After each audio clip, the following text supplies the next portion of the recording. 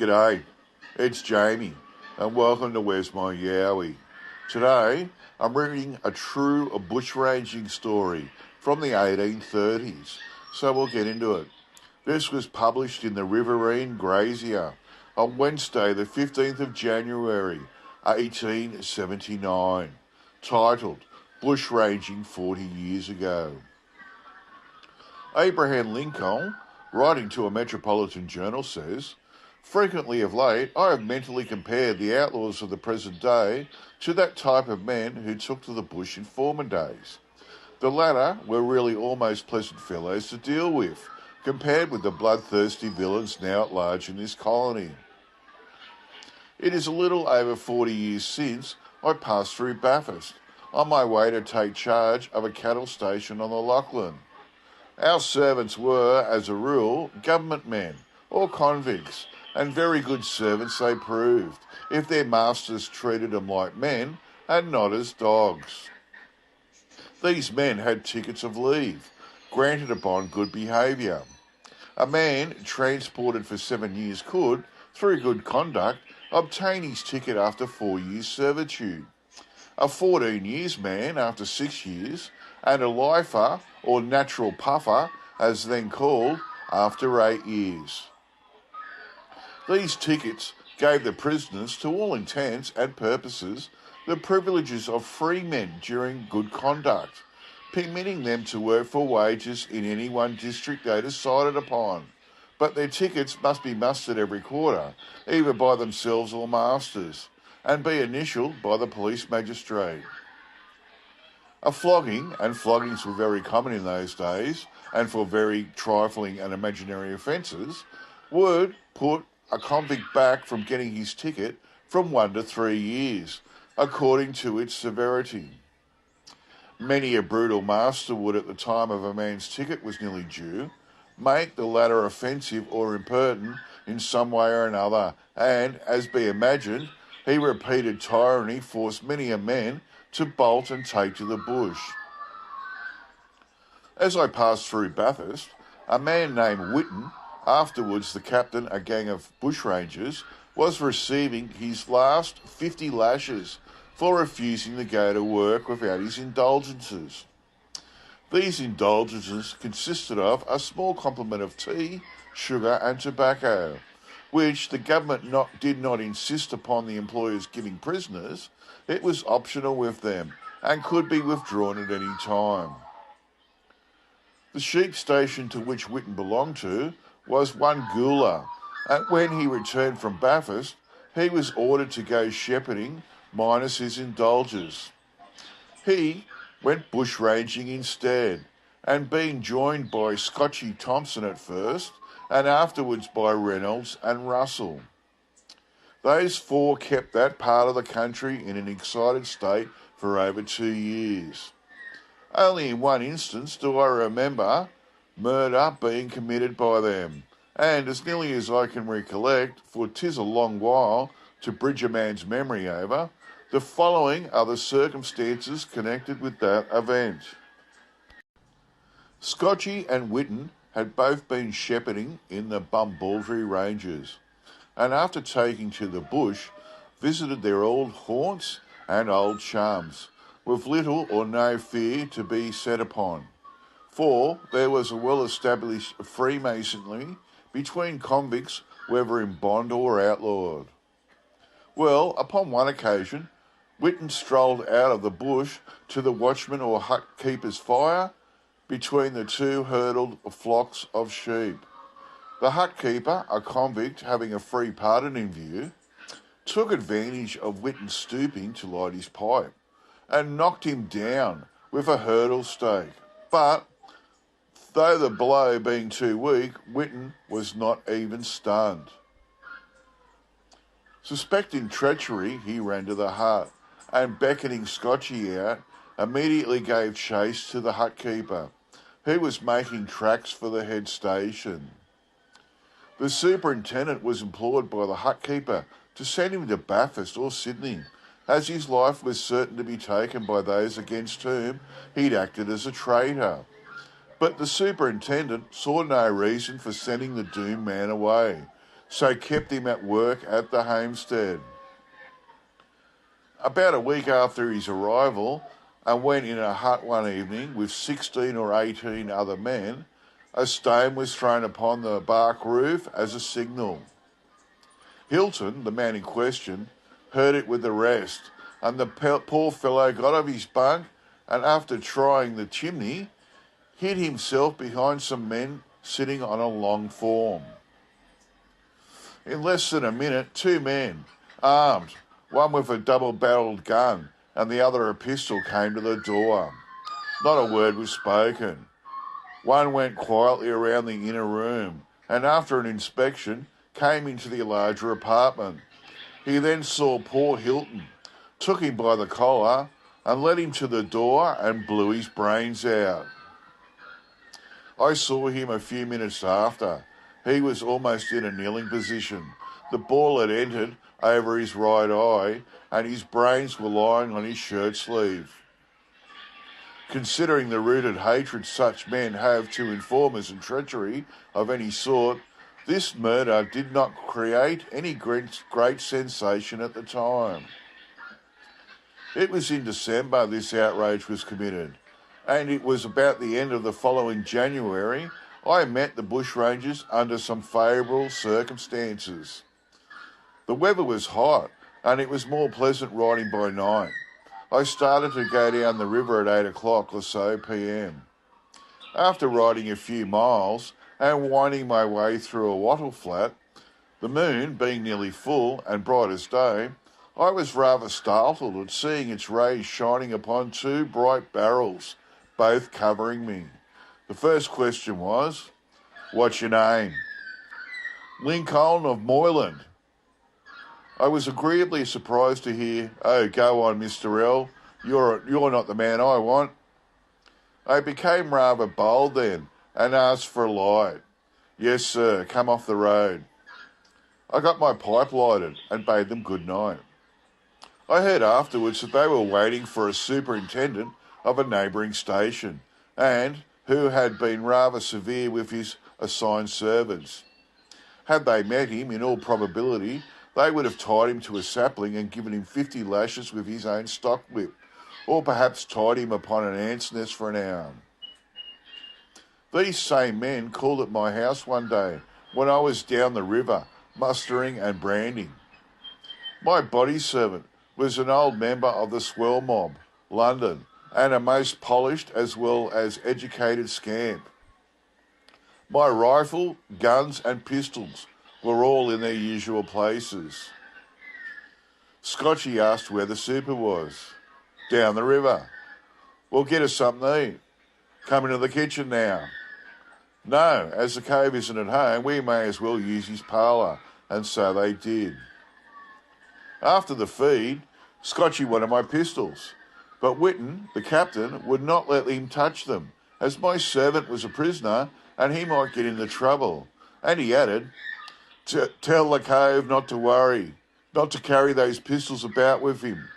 We often see him when he does not see us.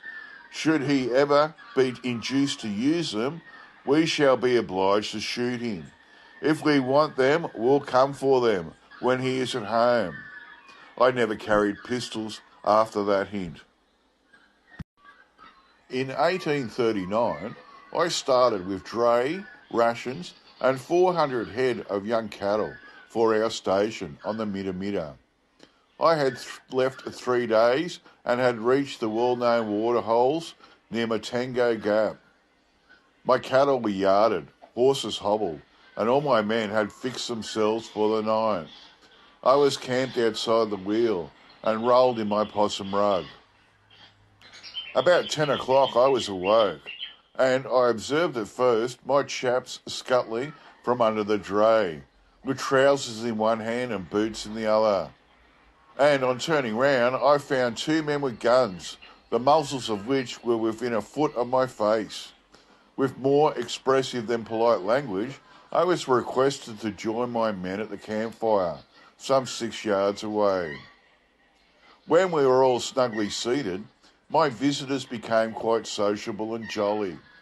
They were dressed in velveteen shooting jackets and white hats, and they told me that I had tried their patience very much, that they had been anxiously waiting for me for 6 weeks, and that I ought to have got more help in breaking in young bullocks.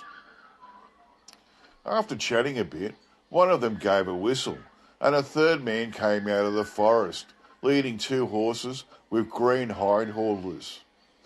In a short time, the dray was stripped of its tarpaulin.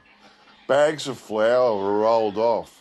A chest of tea was emptied into a sack, and then the rascals ate every bit of meat and bread we had cooked. I had about 40 pounds of tobacco in a small bag, and it went to my bullock driver's heart to see that packed up.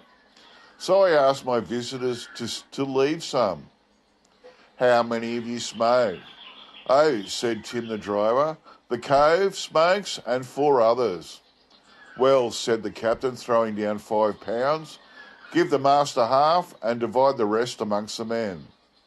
They left, after staying with me about 2 hours, telling me as they went off that I could obtain plenty of stores at the Fish River. I did not turn back, but when I arrived at Gundagai on the Murrumbidgee, I bought wheat at 45 cents per bushel. This was during the 2nd year of the greatest drought ever experienced in New South Wales. My next interview with Messrs. Whitten and Co. was upon the 9th of October. Same year we had sold our cattle and runs to Messrs. Ho of Glenlee, New South Wales, and I was travelling on horseback to the Minamita station to deliver the cattle there depasteurising. I had not left the Marengo station behind me more than 4 miles when I was hailed by 3 armed men on foot, 2 on one side and the third on the other, all rather in front. I very foolishly used my spurs and rushed between the men, clearing a large prostrate tree. While I was in the leap, they fired, and after my horse had taken a few strides, I turned in the saddle to have a look at my friends. I then found my horse had received a ball in its offside, just behind the right leg, and the blood was pumping out in a strong stream. He became very shaky in a short time, but I nursed him up for 100 yards or so until I got to a little high ground between me and the rangers, and as soon as he began to stagger, I jumped off, drew his bridle and doubled back towards Marengo. Singularly enough, I recovered my saddle and swag 3 months after, all having been left for me untouched at an outstation. The capture and disposal of this gang was due to an old fellow passenger of mine, Mr. Oliver Fry, afterward gazetted as a police magistrate up the Hunter River, or near there. It appears that the 2 rangers, Reynolds and Russell, belonged to the Fish River district, and Mr. Fry had expressed a wish that they would visit with him. They accepted the invitation and sent word to that effect. One fine morning, Mr. Fry, who was the manager for Dr. Gibson, was walking leisurely in a low bit of scrub behind his house, when 2 armed men were sighted by him coming over the hill in his direction. He dropped on his knees, concealed himself until they almost had touched him. He then jumped up, ordered them to throw down their arms and hold up their hands or die. They preferred the former. Fry picked up their weapons, marched them down to his stables, handcuffed them, and then showed him his pistol, which he was cleaning, and which actually had no lock to it. He fixed the 2 men to his stirrups and, with pistol in hand, marched them off to Yass Jail. This was a weak slab building, and from which the men, before a week was over, escaped. They then joined themselves to Scotchy and Whitten, and all 4 proceeded to Fry's to revenge Reynolds and Russell. Fortunately, Mr. Fry was at home when he saw the 4 fellows come boldly over the hill and take up their position behind the stable, which, like many others built in those days, of green stuff, had wide openings between the slabs. Fry was as cool and plucky as a young Irish gentleman as could be, But he knew that if his servant did not act on the square, it would be all over for him. His man was an old soldier, a convict, and, as Fry afterwards informed us, he told Mick that if he could load carbines as well as anybody, and if a fight ever took place, he would expect him to load and do nothing else, adding, "And Mick, the first barrel which misfires, I'll drop you."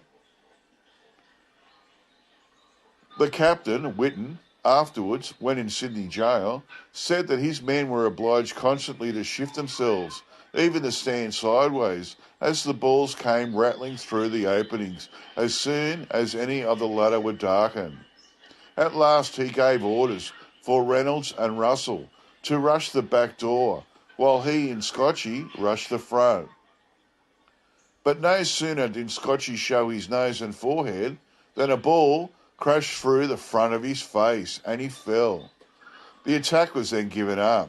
The three carried their wounded mate over the hill to the edge of a waterhole, when, at the request of Scotchy, his old companion shot him through the brains, and his body was afterwards found in the water. Mr. Fry rode off to Yass that afternoon, produced the assistance of 2 or 3 troopers and an Aboriginal tracker. Upon the evening of the second day, they came upon the bushrangers. Each man dismounted and took a tree.